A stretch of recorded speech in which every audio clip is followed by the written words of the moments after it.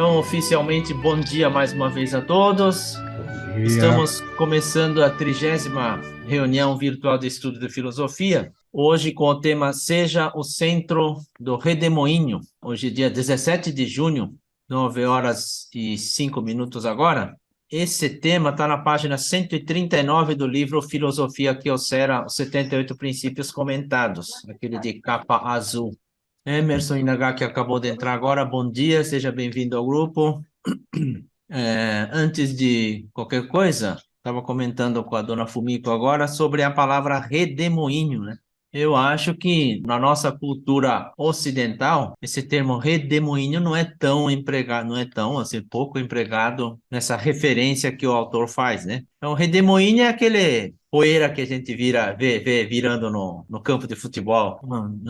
Na cidade onde tem asfalto é um pouco difícil, né, de ver, mas aonde tem campo é fácil de ver quando forma aquele redemoinho lá. Redemoinho que se refere àquilo. Mas o autor acho que se refere ao estar no centro do redemoinho, é estar liderando equipe de trabalho, trabalho em grupo, alguma coisa assim, na resolução de um problema específico, né? Vamos ver o que é que tem. Hoje o vídeo é curtinho, o texto é curtinho, né? Pedimos que mantenha o microfone fechado, todo mundo está fechado, né? Para maiores informações sobre como implantar a filosofia Inamori, sobre os métodos para a formação de grupos, de estudos ou outros materiais, entrar em contato pelo e-mail embraf.p@gmail.com. Quem quiser entrar no grupo do WhatsApp, pode acessar o link que está na descrição deste vídeo. Essa semana nós tivemos o ingresso de alguém lá de Campinas. Eu tenho o número que ele entrou, mas eu não sei quem é. Então, acho que os avisos são esses. Podemos entrar no assunto propriamente dito hoje. Seja o centro do redemoinho. Eu vou compartilhar já, então vou entrar no vídeo.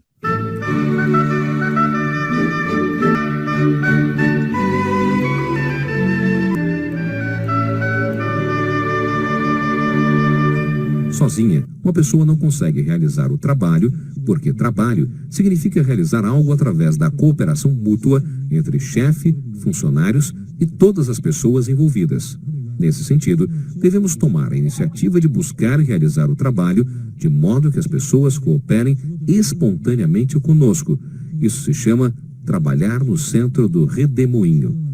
Em uma empresa, há muitos redemoinhos de trabalho movendo em todos os cantos. Quando percebemos, outras pessoas estão no centro desses redemoinhos e você está girando ao seu redor sem, muitas vezes, sentir o verdadeiro prazer do trabalho. Precisamos, portanto, tomar a iniciativa de sermos o centro do redemoinho e envolver os que estão em volta para a realização do trabalho. Estou falando assim para os meus colaboradores. Nas empresas, com o intuito de obter a melhoria geral da organização, são comumente sugeridas diversas propostas de melhoria com os mais diversos temas, como, por exemplo, elevar a qualificação do pessoal com treinamento para os funcionários. Entretanto, dependendo do tema, torna-se difícil a designação do departamento responsável. Ficamos em dúvida se delegamos ao departamento administrativo ou contábil ou ainda ao comercial a implantação dessas melhorias. Quando se trata de uma empresa pequena, essa dificuldade aumenta, pois não há uma divisão perfeita das tarefas, porque todos fazem um pouco de tudo.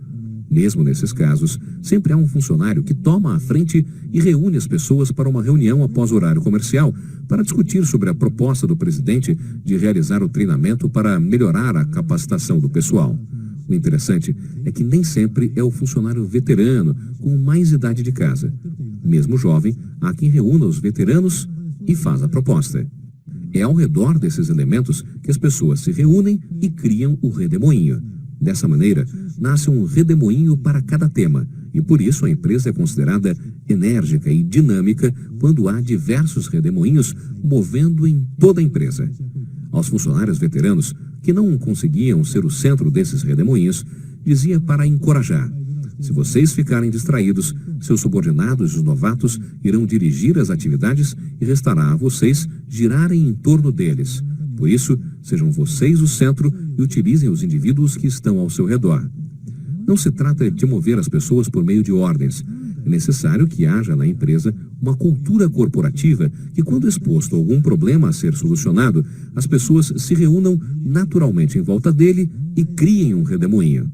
Por exemplo, suponhamos que se levante o tema de dobrar o volume de venda para o ano corrente. Caso um funcionário, mesmo que seja um jovem recentemente contratado, disser: chefe, o presidente deseja dobrar a venda para este ano. Vamos fazer uma reunião após o expediente para estudarmos os meios que viabilizem essa meta? Nesse momento, esse funcionário já é o líder, porque ele está consciente do objetivo que deseja alcançar e não apenas quer aparecer. São necessárias pessoas como essa nas empresas, que possam trabalhar no centro do redemoinho. Por isso, sempre quando oportuno, transmitia a meus funcionários: sejam pessoas que trabalhem no centro do redemoinho, pois somente as empresas que detiverem o maior número de pessoas como estas são as que progredirão.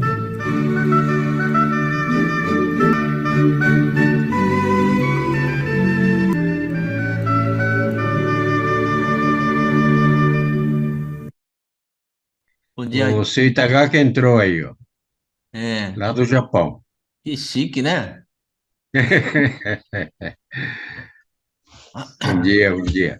Aí, Paulo sobre... Sam, Oi, posso falar? sim, Sobre esse uso, o redemoinho, sim. essa explicação que você deu, né, de aquele no ar, o uso não é aquele é tatsumaki. O uso é aquela que forma na água. Aquele que fica virando na água? É aquela que no mar, por exemplo, não tem É. aquele que aparece, surge um Ah, redemoinho. Ele aham. fala o que surge na água, não no ar. Ar já Eita. tem outra denominação. E eu acho que, e aqui no Brasil não tem eu não achei essa distinção, sabe? Eu ia comentar com você antes de você entrar no vídeo, mas eu também saí da reunião sem querer e não deu tempo.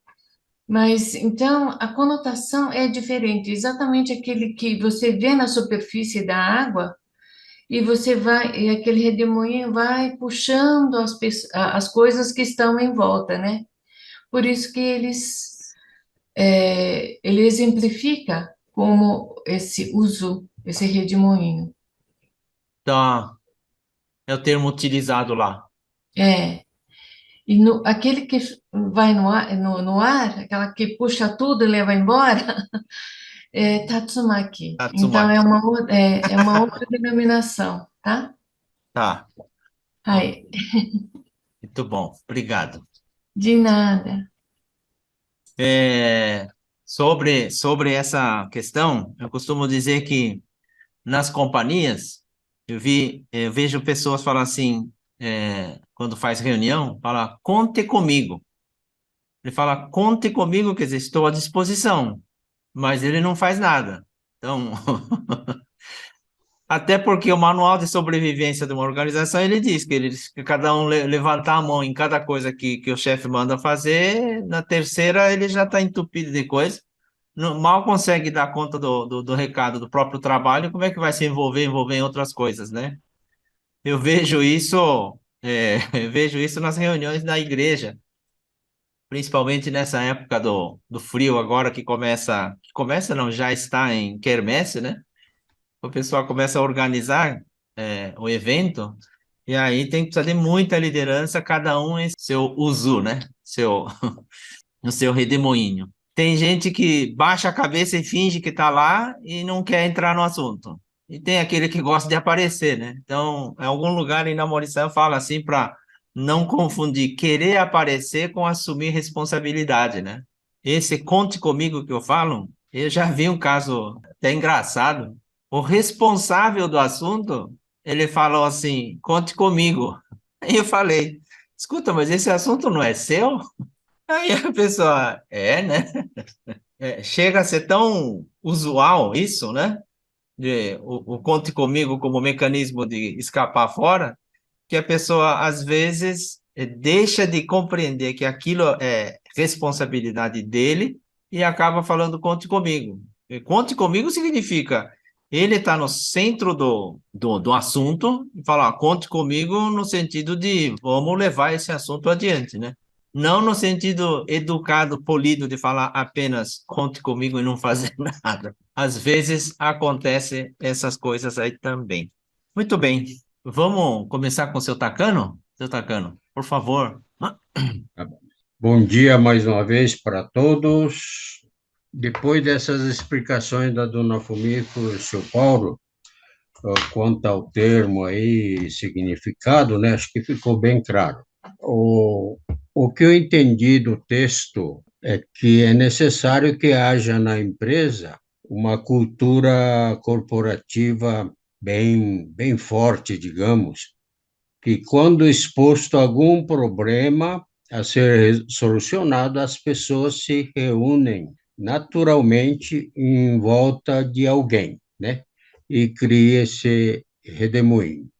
Esse alguém acaba sendo o líder e a cultura. Eu lembro um episódio, o seu Iano lá na Sunway, ele convidou eu e o seu Nino Mia para ouvir um pouco do questão do ameba. E lembro bem que falei com o seu Iano, o importante primeiro é ter uma filosofia da empresa, né?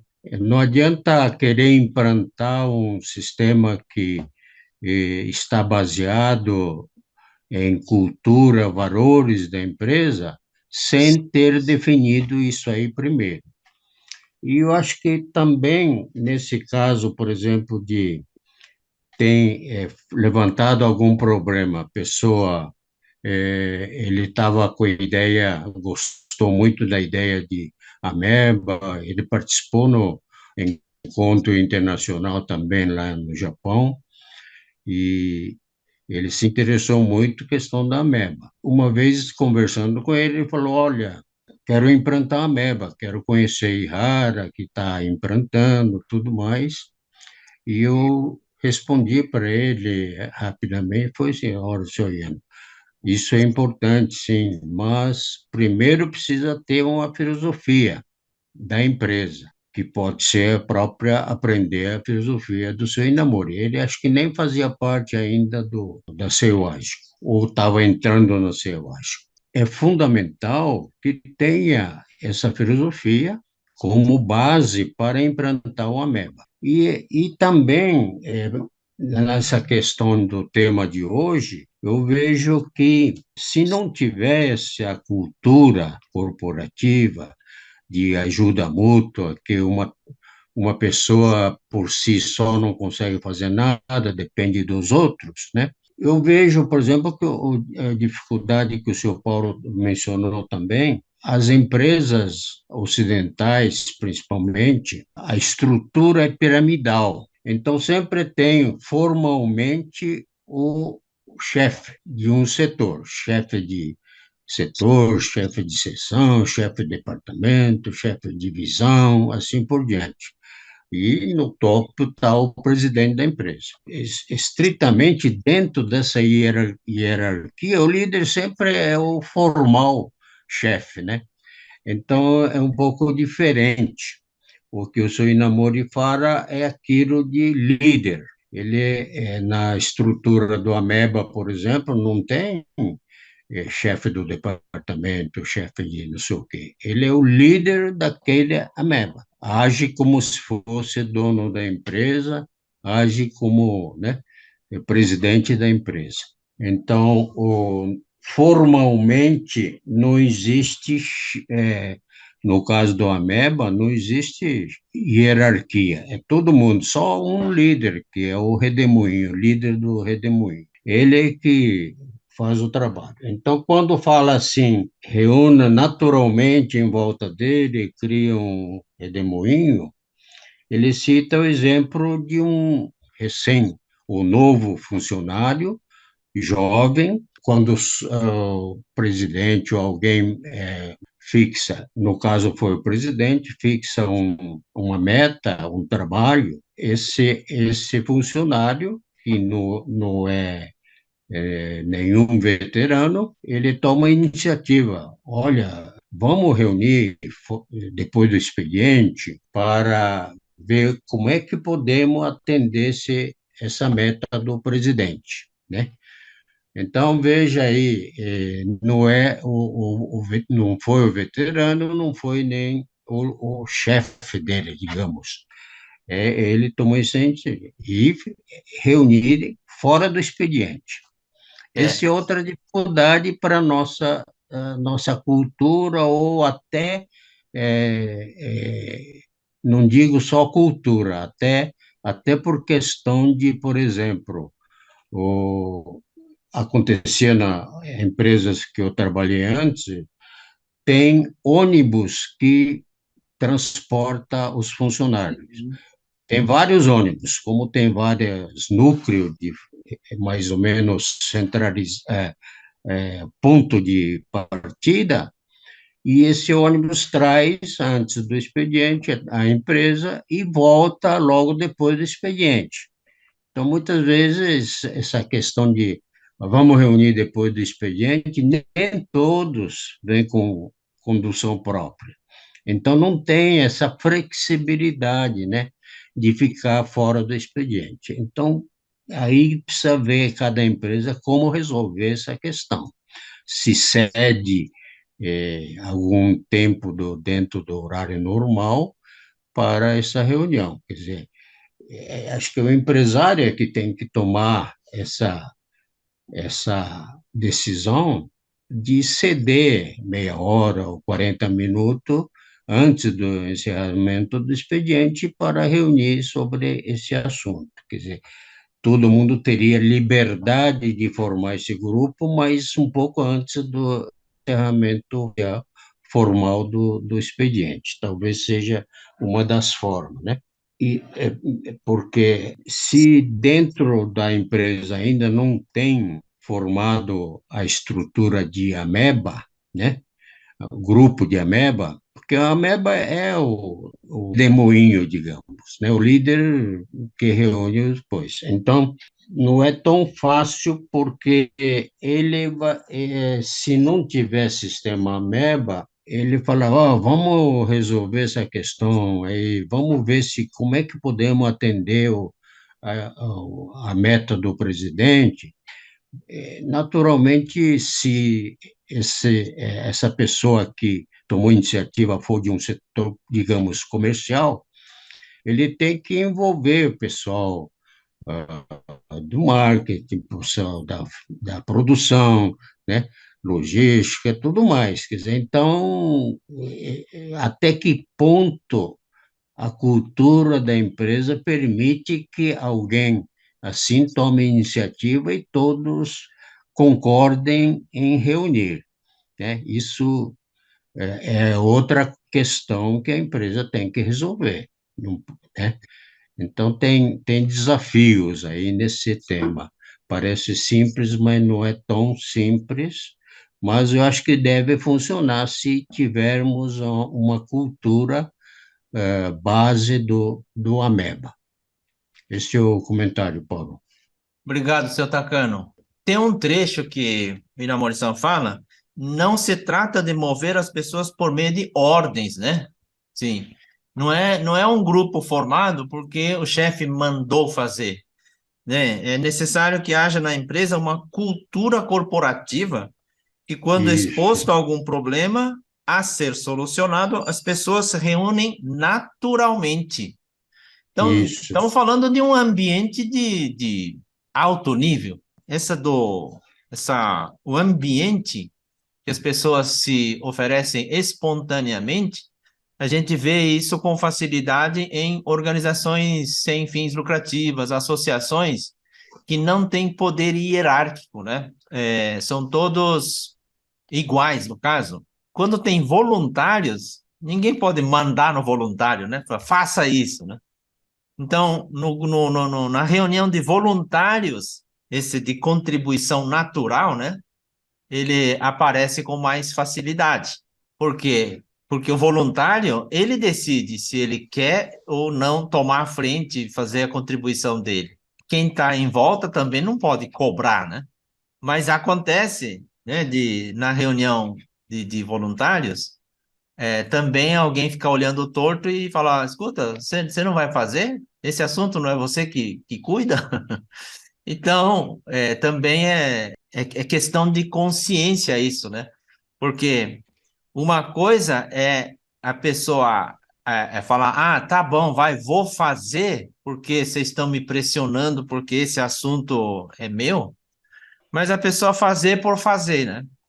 Mas a outra coisa é a pessoa estar animada o suficiente, né? Para pegar um assunto e falar, não, não, deixa, isso aqui eu faço. Que já vi muitos acontecerem. A pessoa fala: ah, não, isso daqui pode deixar. Eu conheço pessoas que resolvem isso. Eu tenho ferramentas para isso, ou eu trabalho com isso. Então a pessoa numa discussão de 10 minutos, por exemplo, um assunto, ele recebe um encaminhamento e a pessoa forma esse movimento, né? E já parte para a solução, muitas vezes. Porque é apenas o de agir, né? Dependendo do assunto, é mais complicado, envolve liberação de verba, envolve autorizações ou então chegar num consenso. Não pode também um cara sair, deu na cabeça, vou fazer desse jeito, porque ninguém toma frente, então eu vou tomar frente e vou fazer. Isso também a gente vê, a pessoa quer fazer tudo do jeito dele. Tá certo, é o jeito da pessoa que assumiu, né? Só que eu vou fazer tudo do meu jeito, ele pode ser bom ou pode arregimentar também muita opinião em contrário, né? É um texto curto que no livro tem 2 páginas, o vídeo deu 3 minutos e qualquer coisa, para conseguir chegar nessa coisa simples que Inamori está falando, eu acho que não é uma coisa tão fácil. Tem que estar, primeiro de tudo, esse ambiente em que naturalmente as pessoas fazem isso, né? Quando a gente lê sobre a cultura Toyota, eu acho que chega mais perto disso. As pessoas, a cultura Toyota, ele propicia, né? Esse ambiente de cooperação mútua naturalmente. Vai longe a discussão. Dona Fumiko, a gente falou bastante desse assunto. Tem comentário a fazer nesse tema? Ouvindo o comentário do senhor Takano e a exposição que você fez agora, realmente para implantação desse tema, não é o dia para outro. Realmente tem que ter uma filosofia da empresa que todos estejam cientes para ter essa participação e a cooperação. Nesse sentido, uma empresa que adota o sistema de melhoria contínua, já que você citou essa parte da cultura Toyota, né? Então, eu acredito que aquela cultura tem, eu acho que tem mais facilidade para acontecer por exemplo, cada setor tem uma equipe de Kaizen, né, de melhoria contínua. Então, se uma pessoa dá a ideia, eu falei, que tal fazer assim para melhorar, né, para diminuir o tempo de processo, alguma coisa assim. Aí a cooperação dos demais, eu acho que já é mais fácil, porque ele já está dentro dessa cultura de cooperar para melhoria do setor. Dessa maneira, para que uma empresa tenha essa cooperação de todos os funcionários de uma maneira espontânea, de uma pessoa que tenha um ambiente para que a pessoa possa levantar a mão e falar assim, vamos fazer? Eu acho que isso realmente, como o senhor Takano falou, não é de dia para noite, né? Ou de noite para dia. Para isso, eu acredito que a implantação de várias filosofias citado por o Inamori-san é importante ser disseminado dentro da empresa, eu acho, para chegar nesse nível, né? Obrigado, dona Fumiko. O que a senhora estava falando me remete também de novo, a maneira como a Toyota, como a Kyocera, essas empresas altamente rigorosas fazem, né? Eles confundem meta, buscar a meta. Isso é cultura ocidental, faz planejamento para bater meta e na organização onde o alcançar o resultado é o principal, né? Que em japonês fala kekashugi, né? Que é um Hum, método por resultado e não por processo. Então, o ser humano ele tende a, quando cobrado, buscar o resultado a qualquer custo. uhum, Então, que tipo de voluntariado tem num ambiente como esse? E aí, em uhum, comparação a essa cultura normal das organizações, a cultura Toyota, ele diz condição-alvo ou situação-alvo no lugar da meta. É trocar palavras, mas qual que é a diferença? A Toyota diz assim: olha, eu quero chegar nessa condição-alvo. Sei lá se eu vou chegar a isso em 3 meses, se eu vou levar um ano, mas eu quero chegar nessa condição. Só que não é eu quero chegar, né? Nós queremos chegar no quê? Bom, eu não sei que resultado vai dar, mas eu quero melhorar esse processo. Só que o grupo não sabe o que ainda tem que passar. Do ponto que está hoje para essa condição alvo, existe, ele diz assim, existe uma zona cinzenta que eu não sei. E aí remete a outra, eu não sei quem que é, está no livro O Segredo. O cara fala, olha, é como você viajar de Los Angeles a Nova York à noite, dirigindo à noite. O farol do carro, ele ilumina 60 metros, 100 metros à frente. Ele não ilumina 1.000 quilômetros à frente. Então, na medida em que ele avança 60 metros, digamos, então ele avançou 10 metros, então ele vai descortinando os próximos 60 quilômetros, 60 metros, 100 metros. Então, na medida em que eu vou avançando, eu vou descobrindo, ele vai me revelando e aí vai adaptando. Essa é a cultura Toyota de alcançar essa condição-alvo. É uma coisa que muda o tempo todo, adapta o tempo todo, e todas as pessoas estão trabalhando desse jeito como organismo da natureza, né? Porque quando no sistema piramidal o planejamento desce de cima para baixo, fala, olha, para alcançar essa meta, tu tem que fazer isso, o grupo tem que fazer isso. Quando age desse jeito, as pessoas executam o plano conforme planejado. E aí, na hora que aparece alguma surpresa, né? Quando termina de fazer a curva, tem uma pedra no meio do caminho, o pessoal faz o quê? Para o carro e fica esperando o planejamento responder. Fala, ó, tem uma pedra no caminho, o que vocês vão fazer agora? Na cultura do condição-alvo, eles olham a pedra que está lá atravessado, né? Falam, olha, o que nós temos que fazer? Eles resolvem lá. E eles uhum. têm essa autonomia para resolver, comunicando a pirâmide da hierarquia, né? Então, quando começa a gente estudar a diferença do porquê que essas empresas conseguem falar nesse ambiente de, né, pessoas naturalmente aptos a contribuir, a se doar, é uma coisa assim profundo. Vai estudando vai um atrás do outro, né? Uhum. E na medida em que a gente passa a compreender, aí dá para ver por que que a Kyocera é uma empresa, uma organização assim tão bem sucedida, né? A forma como Inamori veio administrando. Muito bem. Seu Hélio Junge, o senhor está inquieto, hein? Vamos, vamos contribuir com alguma opinião aí? Pronto. Bom, bom dia a todos, né? Assim, né, assim, hoje eu tô um pouco disperso, tá? Já peço até desculpas por causa disso daí, tá? Porque eu tô um pouco, assim, eu tô com outros problemas extracampo aqui e, assim, isso tem me perturbado bastante.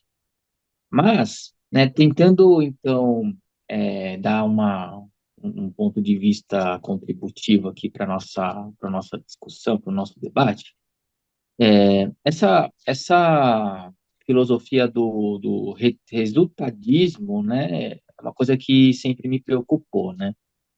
Eu mesmo já fui demitido por conta disso. Fazendo um relato de experiência com relação a isso, é muito frustrante porque, embora do ponto de vista do empregador, não tenha o alcance da meta, ele ignorou completamente todo o empenho e o esforço que, no caso, eu tive poder atingir essa tal meta. E nesse processo, né, entra exatamente todo esse questionamento, né, do poderia estar sendo inovado, do que poderia estar sendo reavaliado, revisto, né? E isso foi tudo pelo ralo, né? E tendo essa frustrante experiência adquirida, quando eu cheguei aqui no Ministério da Saúde e iniciei os meus trabalhos, eu também sofri um pouco por conta disso. Logo nos primeiros meses, né, eu fui alocado em um grupo de trabalho em que, para variar, né, eu não era o cabeça, né, desse grupo, né? A pessoa que era a liderança desse grupo sempre me trazia tarefas que, na verdade, eram para ser executadas por ela. Com isso, o meu trabalho em si acabava sempre ficando atrasado. Até que um belo dia, em um domingo à tarde, eu fui solicitado para fins de caráter emergencial, extrair um certo banco de dados aqui do Ministério, porque, na época, o ministro da Saúde estava desejando. E eu, né, tive então que parar todo o meu lazer de domingo para fazer essa tarefa. Meses depois desse ocorrido, eu já exausto de tanto abuso, né, eu pedi para ser transferido de setor. E um dos questionamentos foi exatamente o porquê, né, dessa minha decisão. E aí que eu, então, expus tudo isso que me aconteceu. O que foi, né, alegado é que eu não deveria ter aceito tudo assim, de maneira tão passiva, e que eu deveria ter me imposto também. Eu disse, olha, com certeza, mas é difícil eu me impor frente a alguém que é colocada como a responsável, né, da equipe, porque ela é uma espécie de subcoordenadora ali da tarefa. Então, para mim, era muito difícil eu me posicionar contra alguém que era a detentora ali do coordenação, né, da subcoordenação. Então, a partir desse momento, diante de todas essas experiências que eu tive e, ao meu ver, todas elas tiveram como embasamento, né, a preocupação com essa busca pelo resultado, eu passei, então, né, a sempre, lá no Ministério da Saúde, né, deixar bastante enfoque, né, a valorização do processo que eu estou apresentando dentro do meu trabalho, né? E desde então, né, eu senti que essa tomada de atitude que eu tive me trouxe mais conforto no desenvolver do meu trabalho, mesmo eu não sendo, né, o tal foco do redemoinho, né, como, olha, eu acho que para o momento é isso que eu poderia compartilhar, né, mas está no sentido contributivo, tá? Ok, Hélio. Obrigado por compartilhar a tua experiência. Vamos lá. Em seguida, eu gostaria de ouvir do seu Eurocouto, a experiência de equipe em trabalho em equipe do serviço público. Como é que é essa experiência que o senhor tem? Obrigado pela exposição de vocês. Espero que estejam me ouvindo bem. Eu serei bem breve. Eu gostei muito da exposição de vocês. Acho que esclarece muito. E, no meu ponto de vista, para a gente viver bem, digamos assim, a gente deve buscar o equilíbrio. Então, é lógico que existem ordens superiores que devem ser obedecidas. Mas, ao mesmo tempo, nós devemos ser proativos. Ou seja, nós devemos agir em benefício próprio e em benefício da empresa, mesmo empresa pública. Então, a proatividade, em português nós usamos muito essa expressão, ser proativo, é mesmo uma ação pessoal. Sou eu que tenho que tomar algumas decisões, mas ao mesmo tempo eu tenho que equilibrar isso com as ordens superiores. Eu não posso simplesmente inventar alguma coisa dentro do meu serviço e dizer que aquilo vai servir para todos ou para a própria comunidade para a qual eu trabalho, no caso do serviço público. Então, é claro que eu dependo de ordens superiores e também é claro que eu dependo da minha consciência. Essa palavra foi usada por Paulo Santos. Eu tenho que ter consciência. E a consciência, a busca da consciência tem equilíbrio. Então, a palavra-chave para mim seria proatividade, ou seja, não deixar de fazer aquilo que está sob a minha responsabilidade, e a busca contínua por equilíbrio, porque é isso mesmo. Na estrada da vida, a gente enxerga pouco, não enxerga 1.000 quilômetros, enxerga só uns poucos metros, como você mesmo falou, Paulo Santos. Então, é assim que a gente tem que agir. Tem que cumprir os poucos metros e saber que os passos dados ou a distância pequena percorrida foi bem percorrida. É isso. Muito obrigado pela participação. Tenham um bom dia. Obrigado, seu Euro. Olha só, é o equilíbrio, né, que o Euro está falando. É, a gente tem apego ou aversão, né, naquilo que, né, nos costumes normais do dia a dia. Então, quando a gente se apega demais a alguma coisa, ele corre o risco de ele cair para o lado do fanatismo, né?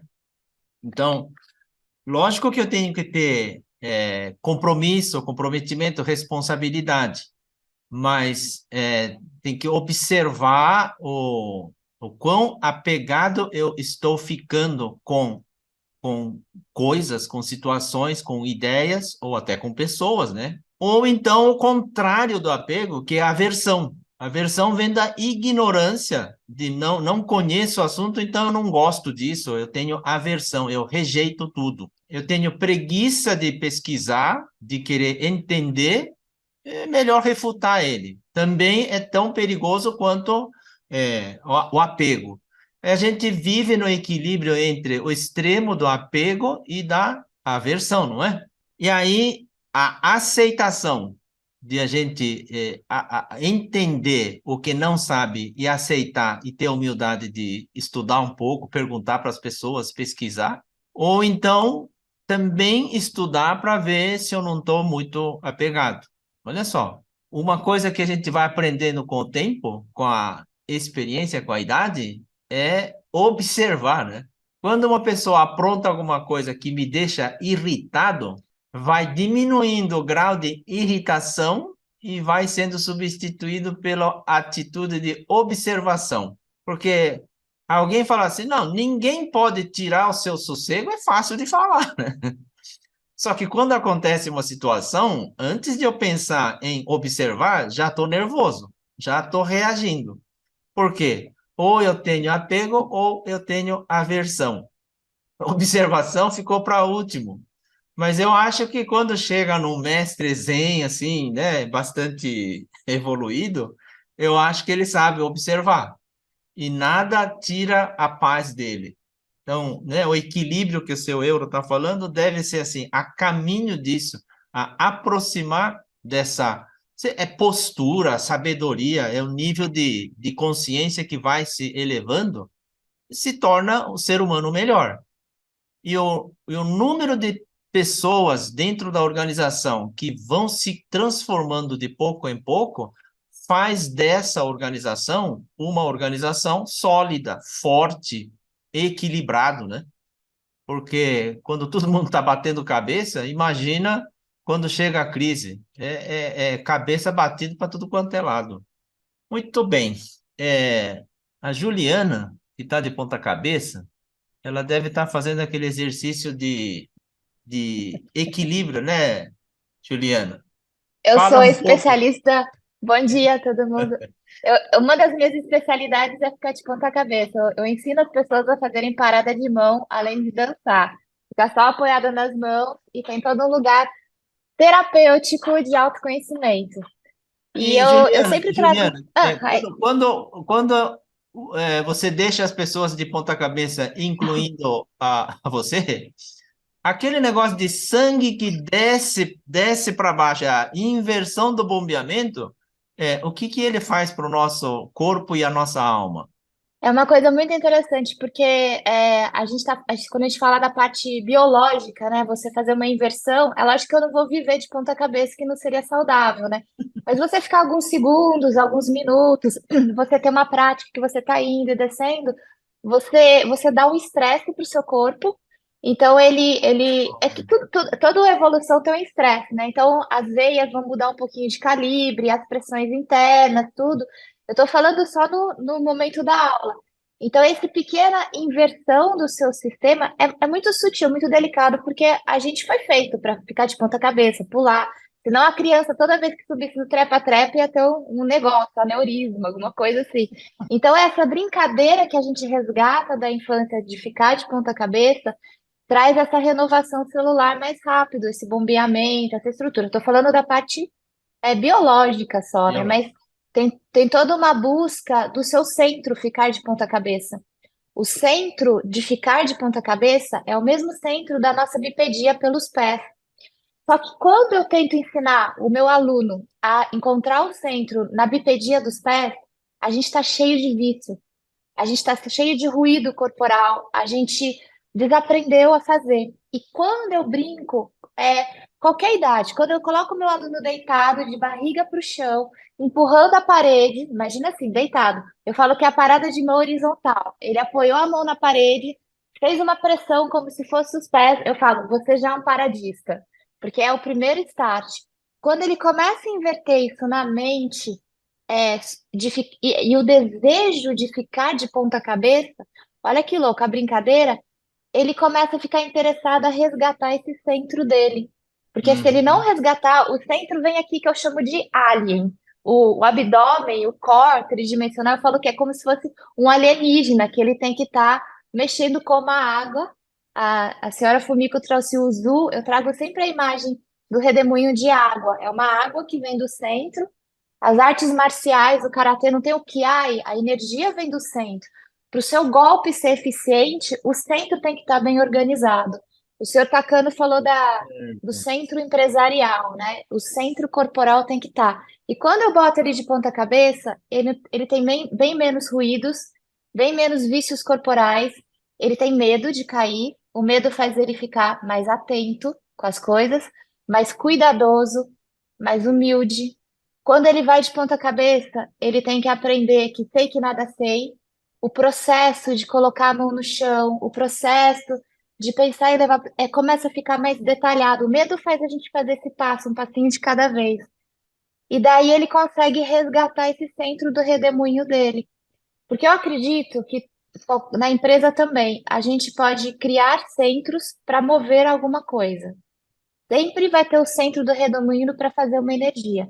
Só que nem sempre esse centro é o melhor centro. Então, quando um novato dá uma opinião que quer entrar ali, ele está criando um redemoinho. Mas esse centro do redemoinho não tem, de repente, os valores, a experiência de um centro empresário, de um líder que está há mais tempo. E o corpo faz isso. Para mim, o que que é doença? É você não estar operando com o centro do seu redemoinho bem organizado. E esse processo todo que eu vou ensinando, eu pensei muito assim, o que que são os braços e as pernas? São as partes de fora do redemoinho. Só que se você não girar bem aqui no centro, os braços, as pernas, elas também vão se perder. E se perdem a conexão e o redemoinho para de rodar. Por que que o redemoinho fica no mar um bom tempo? Porque ele tem uma energia central muito boa e ele faz tudo isso continuar. O nosso corpo é a mesma coisa. Se você não tem essa energia muito boa que motive e dê um desejo para o redemoinho em todas as camadas, todas as partículas da água girarem, vai parar uma hora. Então, essa é a minha analogia com o corpo, eu sempre faço com o corpo, e vou ser breve, mas a minha empresa, a gente tem um encontros semanais, que é a mentoria, que eu dou toda uma estrutura empresarial para os professores também guiarem as aulas, eles têm sedes em outras cidades, e eles também terem uma qualidade de aula boa, porque eu acredito, como líder, eu tenho que continuar ensinando a técnica MOVA para eles, porque senão eles vão perder o centro do que eu acredito e o que eu acho que dá certo, e a empresa também. E eu teve uma reunião semana passada, eles tiveram um chilique, falando que eles não estavam estudando, que eles não tinham tempo. Eu fiquei brava, falei, como assim? Você não tem vontade de estudar uma coisa sua? Bom, daí ontem a aula que eu dei, eu fui ensinar o centro da força. Da onde vem a força? A ignição da força. E eu fiz uma prática de levantar e sentar da cadeira, fazendo errado e fazendo certo. Eu acho que quando a gente ensina uma criança o certo, e o errado e compara e fala qual foi melhor para você, e ela chega à conclusão que o melhor é o certo, você ganhou ela. E quando acabou a reunião, uma das alunas pegou e escreveu assim: gente, eu tô com a minha mente explodindo, foi demais, que encontro. Vamos marcar uma reunião extra. Todo mundo vai se encontrar hoje à tarde, só eles. O pessoal falando, eu posso, eu posso, eu posso. E daí eu ouvindo vocês, eu fiquei pensando, não adianta a gente só ter um bom centro como líder, não adianta a gente colocar tudo isso, mas se a gente não fazer girar esse redemoinho. E o redemoinho, ele tem que ser girado com trazer essa sensação que vale a pena estar girando junto com você. Essa motivação. E a motivação não é ganhar dinheiro, porque é o que o senhor, o Paulo Sam falou, né?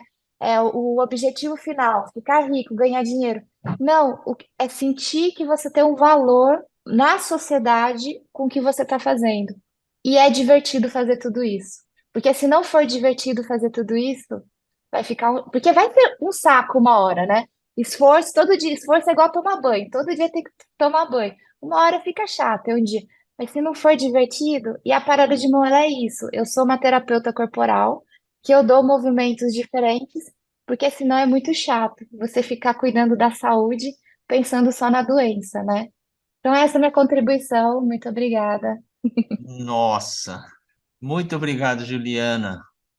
Senhor Luiz Alfredo Santoyo, bom dia. De onde o senhor está falando? Bom dia, falando de São Paulo.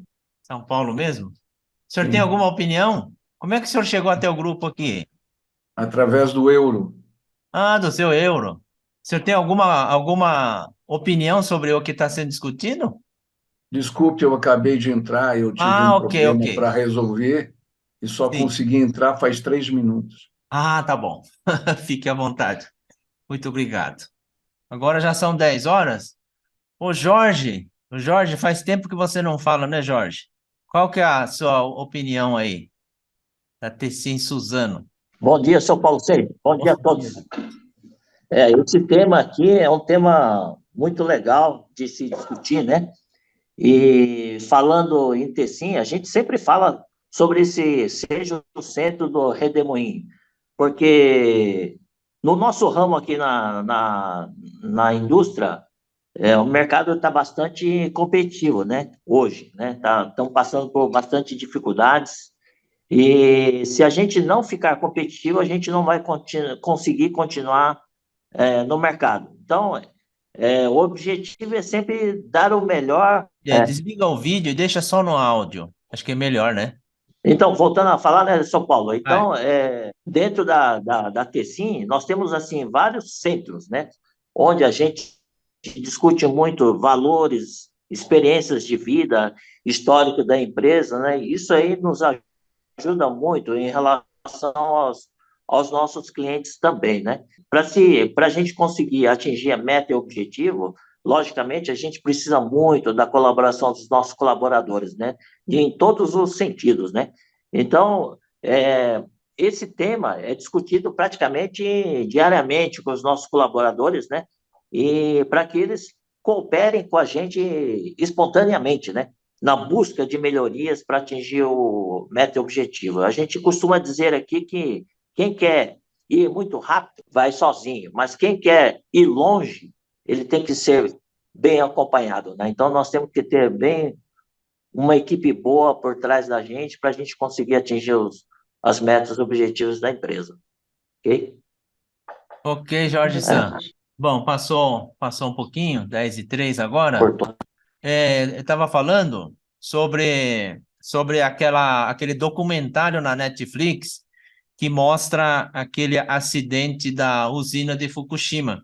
Aquilo foi um documentário muito bem elaborado depois de acho que 12 anos, 13 anos que passou, né? Como que a liderança, ou como que eles não estavam preparados para agir diante daquilo que aconteceu. Simplesmente o tsunami entrou com água, tudo lá e desligou o gerador, desligou tudo, mas a usina não podia ficar sem o resfriamento. A incompetência das pessoas que estavam envolvidos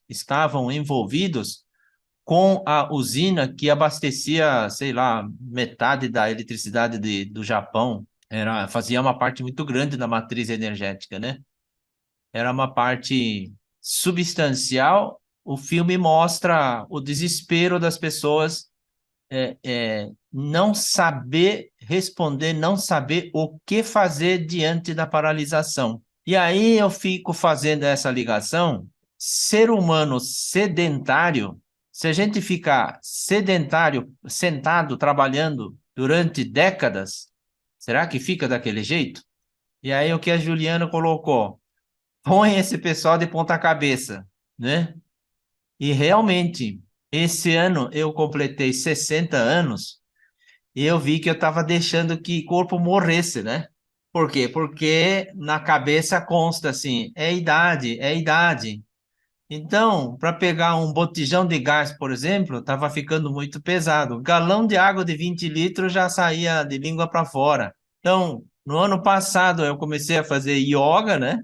Eu mencionei na reunião anterior aquele livro do Uronal Zancan, que fala sobre o cuidar do corpo, né?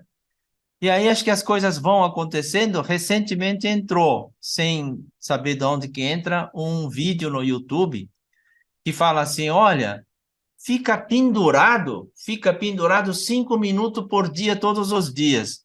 Que coisa estranha, o que que é isso, né? E olha, quando eu era criança, eu ficava pendurado de qualquer jeito.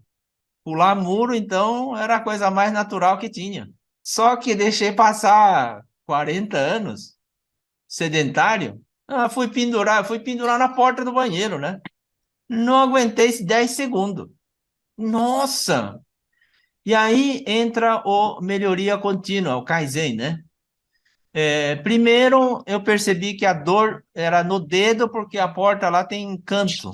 Aí eu comecei a colocar uma toalha, alguma coisa, para amortecer a dor. E aí eu devo estar fazendo isso, o quê? Acho que uns 15 dias, eu consegui chegar no 30 segundos. 30 segundos. Eu vou contando de 1 a 30. Só que não é pendurar e falar assim, tá doendo, acho que não consigo. Não é com esse pensamento, né? É com o pensamento assim, nossa, eu não posso cair daqui, se eu cair daqui eu morro. Coloca o sentido de urgência no cérebro, que o Dr. Uronal Zancan fala. O cérebro, coitado, ele não entende que está pendurado numa porta a 5 centímetros do chão. Está pendurado no penhasco, para o cérebro é a mesma coisa. E aí ele começa a fabricar novos neurônios imediatamente. Eu faço esse exercício de manhã e eu percebo nitidamente que durante o dia tem alguma coisa no corpo mexendo, o corpo fabricando. Então, em poucos dias eu saí de 10, eu cheguei a 30. Teve dia que eu consegui 40. E quem sabe se eu continuar insistindo, né? Eu consiga chegar nos 50, nos 60, talvez ficar pendurado 1 minuto, né? E aí eu percebi que galão de água de 20 litros voltou a ser aquele peso normal, que eu consigo pegar com firmeza e falou, Olha, vou já me levar mandou o até boleto, tal mas ele lugar. falou que tá tudo certo. Então, aquela inversão, aquela coisa toda lá que a Juliana explicou, faz todo sentido. Então, na organização, na vida da gente, não precisa ser bomba lá, não precisa ser usina de Fukushima, não precisa chegar nesse ponto, né? Mas só o fato de a gente mexer com o corpo e fazer o cérebro fabricar novos neurônios fisicamente, ele faz diferença mentalmente, né? Ela produz, ela melhora a produtividade. O trabalho durante o dia começa a render mais, aí passa a ter tempo para fazer meditação, para fazer inversão, né? Essas coisas aí. Juliano, você quer falar mais um pouco? Seu Paulo, eu não vou me alongar, mas eu gosto de falar a minha idade para todo mundo. Eu tenho quase 50 anos. Eu tenho 47 anos, porque eu Ó, gosto de falar que a minha jornada foi essa, muita dor, e quando eu aprendi a me mover de dentro para fora, sem me cobrar, e me divertir, eu acho que a gente consegue mudar a vida, né? Nosso corpo é igual um origami. O papel é o mesmo, vai ficar com as dobras da vida, mas dá pra gente fazer outras figurinhas, né? Então, acho que é tá. esse nosso recado. Nossa, que legal. Obrigado. Bom, agora já são 10 horas e 10 minutos. Vamos ficando por aqui na reunião de hoje. Apesar do tema parecer simples, né? Ele gera bastante discussão. Muito bem. A nossa próxima reunião, mês de julho, vai ser dia 22. O tema é tomar iniciativa e mostrar o exemplo, na sequência desse tema aí. Tomar iniciativa e mostrar o exemplo. Na página 141 do livro Filosofia Kyocera, os 78 princípios comentados. Quem quiser, esse tema está no YouTube também. É só digitar tomar iniciativa e mostrar o exemplo, ele já traz no canal do Embraf. Ok, pessoal, muito obrigado a todos. Estamos, então, encerrando a nossa 30ª reunião virtual de estudo de filosofia. Um bom final de semana a todos. Tchau, pessoal. Muito obrigado, dona Bom Fumiko, dia. o Hélio, Bom dia a todos. Noah, Obrigado. Vitor, Márcia, Emerson, Ailton. Gustavo, Rodrigo. Tchau, obrigado. Muito Tchau, obrigado. Obrigado, bom final de semana. Márcia. Boa semana. Até mais. Bom fim de semana. Tchau. Final de semana. Tchau. Oi. Aí. Opa! Ai. Tchau. Oi, tchau. Oi. Tchau.